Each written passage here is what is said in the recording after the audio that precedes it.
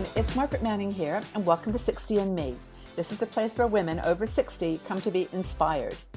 And today we're going to be inspired by someone who is working in an area that is of concern to a lot of us in our 60s.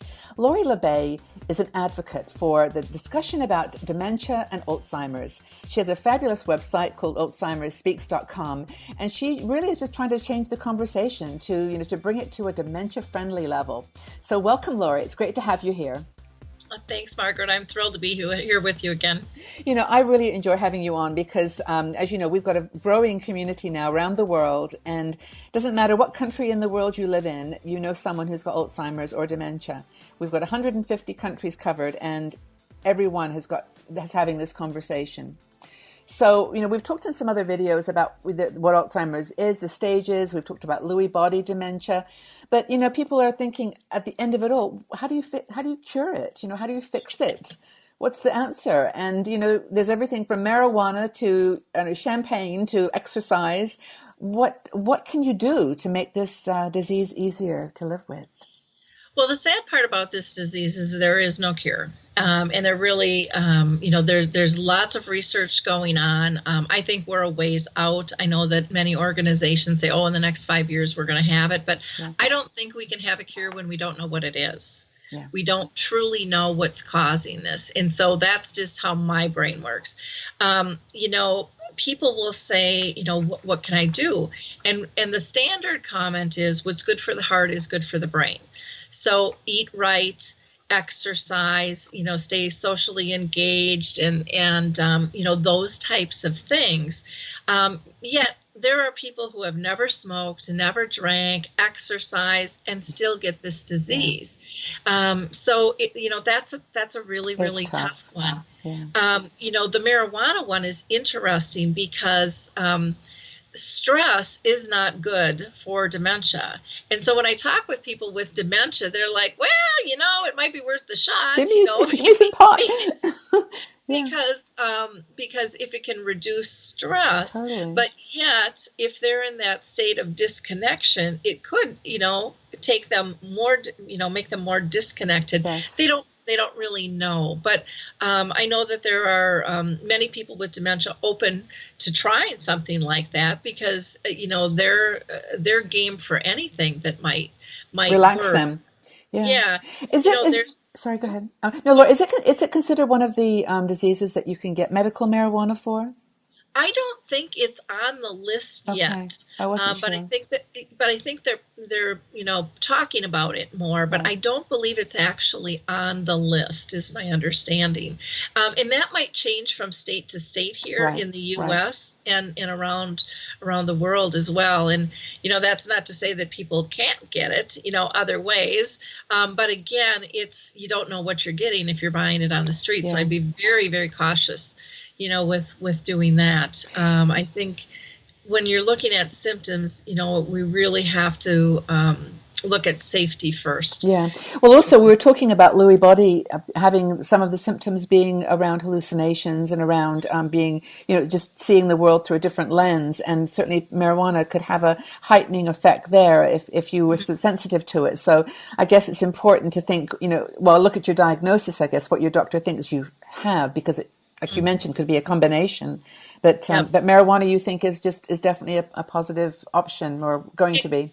It could be, but again, I think every person is different, and if somebody is very anti-drug, giving them marijuana is probably not going to be good for them because, you don't give up your values just because you got dementia, right. And so that could be a huge conflict. It could be, in terms of the name of it. Just pop it in a brownie. Yeah. Don't tell them, just have a nice chocolate brownie. Exactly. So I think, that's something that would have to be very individualized and, again, monitored really closely. Exactly. To see what helps. And just because something works, and this could be a medication or it could be marijuana or it could be champagne or it could be whatever, it might work for a while, but then it might stop, because symptoms will change and so the interaction will change. So just because what works at one point in the disease doesn't mean it's going to work forever. What about champagne? I didn't even think about champagne, but apparently it is one that is being considered as Well, at least maybe it's relaxing again. Well, they're saying that in red wine and, Yeah. drinking in moderation. And again, I don't think that from what I have read, and again, I don't go down the big research hole a ton.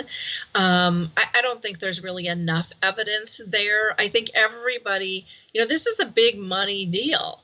And Yes. so Yeah. every alternate industry is going to try to figure out how their product can offset it because this is a growing thing. And so again, that's something we have to be careful of. There's people that are saying, oh, I have this herbal thing, and there's no regulation on that, and this is helping. And I don't think there's a cure, but a lot of people are pitching it like that. It's almost like over here with our labeling of food, low fat doesn't mean it's low fat. No.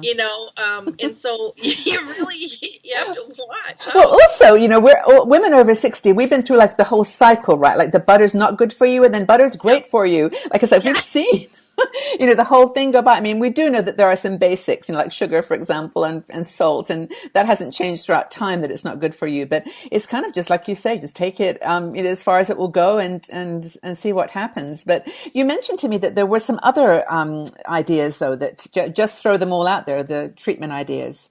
Sure. Well, some people talk about the vitamin E, be a supplement. Mm-hmm. But again, with any supplement, you have to be careful. You need to still talk with your doctor because it might counter interact something else that you Yes, have. that's true.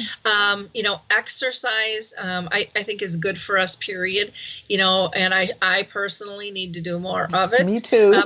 Because you're going to get more oxygen to the brain. Yeah. You're going to be pumping that heart. That heart helps our brain. So that makes a lot of sense. But again, it's not going to stop the disease necessarily from occurring. It could push it away for a while. It could help deter it, but there's no guarantees. With that, I think meditation. There's been a lot more talk about meditation and just being more mindful. And again, I think part of that is. Again, that's with breathing. So again, when you're doing some deep breathing, you're going to get more oxygen. You're going to be more relaxed, which again is really in conflict. Any kind of stress is in conflict with this disease. So I think that's good for all of us. Plus, it slows us down, which I think is a big problem in our world today. Totally. We move too fast, and like I said, we're filling in people's words, and we're not even allowing a conversation a lot of times to finish. It's a high stress world that we live in, for sure, and some of these things you've mentioned are just good for health in general.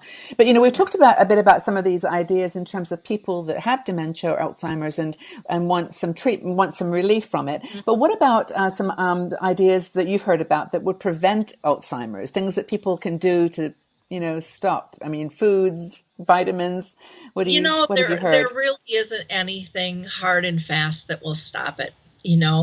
Again, they talk about blueberries, they talk about the greens, again, those are good diet things that are good for your body. They're good for your heart. They think it's good for the brain, but again, there is no proof that this is going to stop this disease. The one of the main sayings is there is no boundaries. This disease knows no limits. It doesn't care how much money you make, how educated you are, how healthy your body is. You can still be attacked by this disease. Now, the other thing that I do want to mention about prevention that I personally think I've seen the best results, again, not scientific whatsoever, though there is more science being done on this, but is social interaction, staying engaged.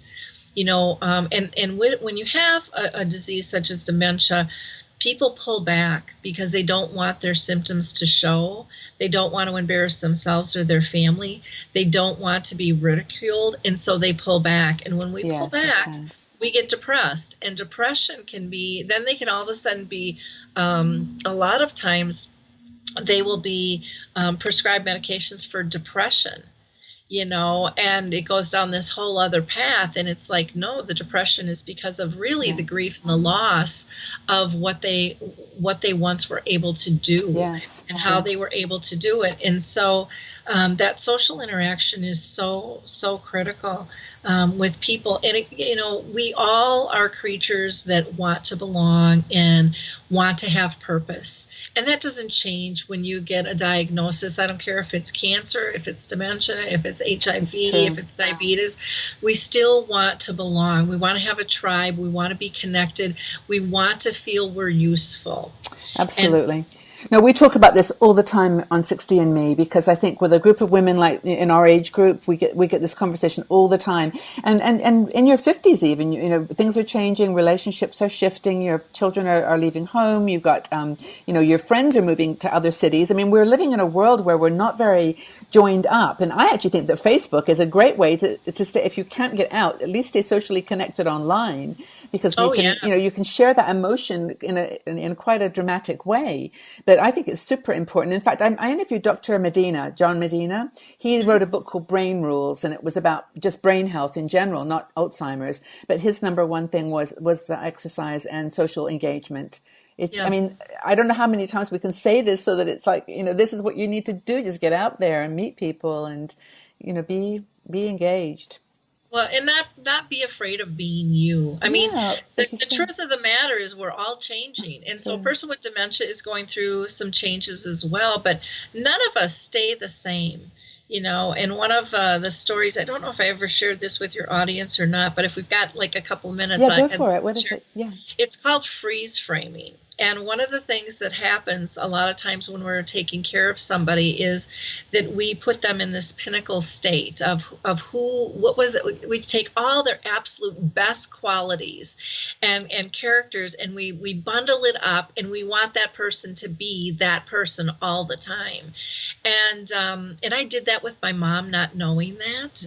I didn't realize it until I ran across a picture of my wedding day. And it brought back memories of calling her on the phone and saying, "Yay, I'm getting married." And Tom and I thought we're having this little wedding in the backyard. And my mom was all excited. And then we hung up the phone, and 20 minutes later, she called with the church, the food, and the plan. Site. And I remember hanging up the phone going, "Oh my gosh," but that's what I loved about her. Yeah. She was organized, and she loved to celebrate, people's lives. And I wanted that from her, even as the disease progressed. Yes. And then one day I run across this picture, and I just started giggling, and I'm like, oh, how dumb is that? My dad's dead. My mom's got dementia. And I'm divorced. What right do I have to freeze frame her in time to be this person when all of us have changed? Yeah.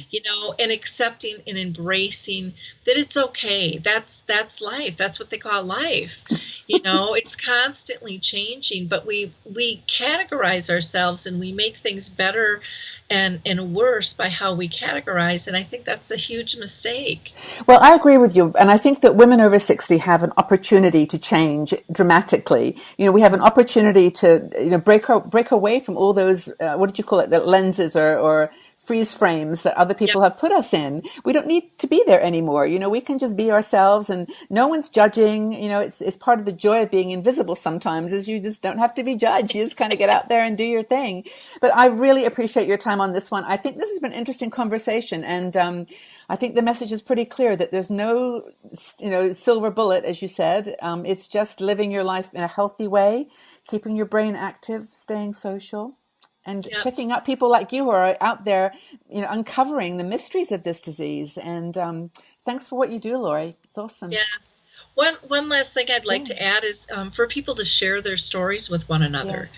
That is really the best research available, is to share what's working, share your tools, and share your triumphs, but share your fears too, because other people will have ideas because they're going through the same things. Now, I would encourage people to go up to your website, alzheimersspeaks.com, but then also to learn about the chats you do, the dementia chats and the Alzheimer's Speaks show, because those are places where you give people an opportunity to talk, people with dementia, people who are involved in that world, and as you've said a couple of times, it's a new brave new world, this Alzheimer's research and dealing with the disease.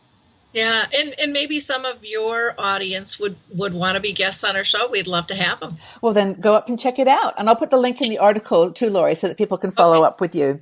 Okay, well, it's been wonderful chatting. Thank you so much for your time. Thanks for having me on. Take Bye good now. care. Bye-bye. If you enjoyed this video, please subscribe to our 60andMe YouTube channel and also visit our website. We are a strong and dynamic community of women over 60. We're challenging aging stereotypes, and every day we share fascinating stories, interesting questions, and great conversation.